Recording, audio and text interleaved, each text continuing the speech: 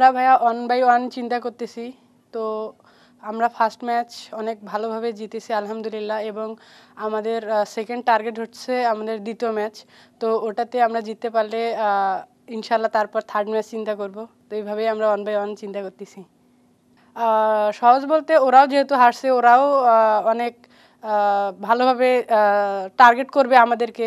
তো ওইভাবে আমাদেরকেও অনেক বেশিভাবে একটু চিন্তা করতে হবে যে ওরা কোন কোন দিক দিয়ে আর কি উইক বা কোন কোন দিক দিয়ে ভালো খেলতেছে, এদিকে একটু বেশি ফোকাস দিতে হবে।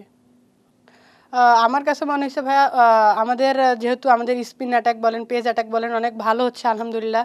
শুধু আমাদের হচ্ছে একটু বলার মানে একটু ছোটোখাটো মিস্টেকের কারণে যেগুলো আমরা ভুল করি, তো এইখানে আর কি ওরা রান বাইর করতেছে। তো আমরা ইনশাল্লাহ নেক্সট ম্যাচে খুব ইজিলি খুব ভালোভাবে কামব্যাক করব।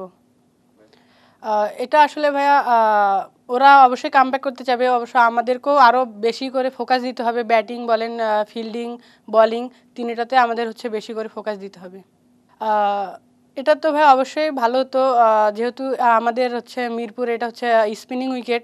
তো আমার কাছে মনে হয় এখন টিম যা ভালো বুঝে, তো আলহামদুলিল্লাহ ভালোই হচ্ছে। আমরা ফুল কনফিডেন্সে ফার্স্ট ম্যাচ জিতেছি, ইনশাল্লাহ সেকেন্ড ম্যাচ জিতবো। এভাবে 1/1 ম্যাচ জিতলে ইনশাল্লাহ আমরা সিরিজ জয় করব।